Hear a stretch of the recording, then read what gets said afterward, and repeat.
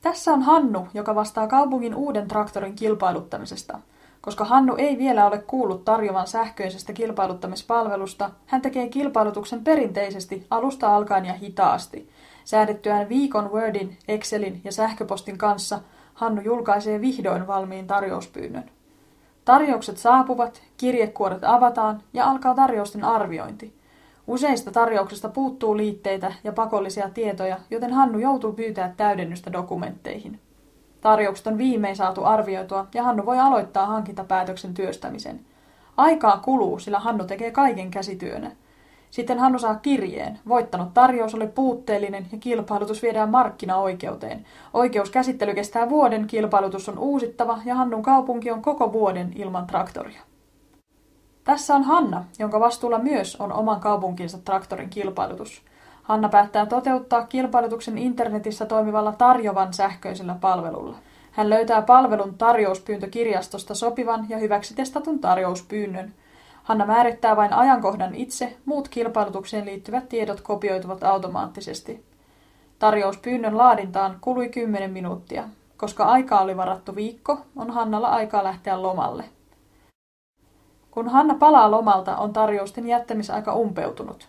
Kaikki tarjoukset ovat samassa muodossa ja täydellisinä tarjovassa. Muutamalla klikkauksella Hanna hyväksyy tarjoukset ja luo ja postittaa hankintapäätökset.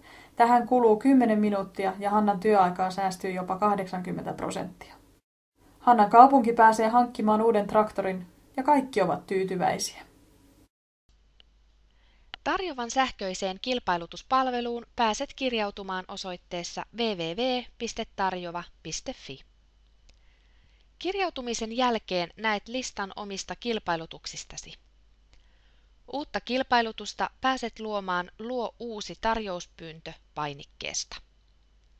Palvelu ohjaa sinut laatimaan hankintalain vaatimusten mukaisen tarjouspyynnön. Täytä hankinnan perustiedot. Liitä mukaan haluamasi liitetiedostot, esimerkiksi teknisiä piirustuksia. Aseta tarjoajia koskevia ehdottomia kyllä, ei vaatimuksia tai edellytä tarjoajilta kelpoisuuden osoittavia todistuksia. Määritä vaatimukset hankinnan kohteelle tai edellytä hankintaa koskevia liitetiedostoja. Hankittavat nimikkeet syötetään omille riveilleen kappalemäärineen ja yksikköineen. Järjestelmä lisää tarjouspyyntöön hankintalain vaatimat määrämuotoiset tekstit automaattisesti. Lisää haluttu tarjouksen voimassaoloaika, tarjousten jättämisaika sekä vastuuhenkilö.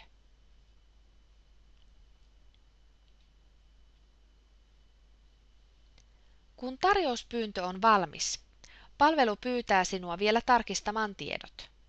Halutessasi voit palata muokkaamaan tietoja tai edetä tulostamaan tarjouspyynnön. Tämän jälkeen tarjouspyyntö voidaan julkaista ja palveluun voidaan jättää ainoastaan tarjouspyynnön mukaisia tarjouksia.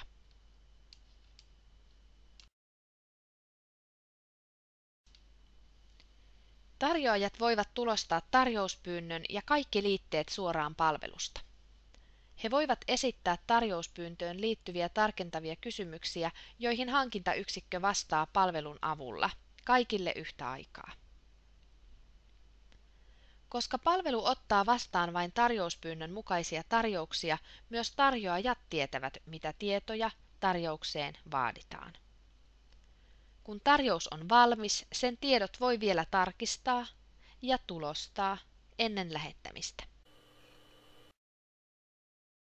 Kun tarjousten määräaika on umpeutunut, hankintayksikkö kirjautuu sisään palveluun, täyttää avauspöytäkirjan ja pääsee arvioimaan tarjouksia.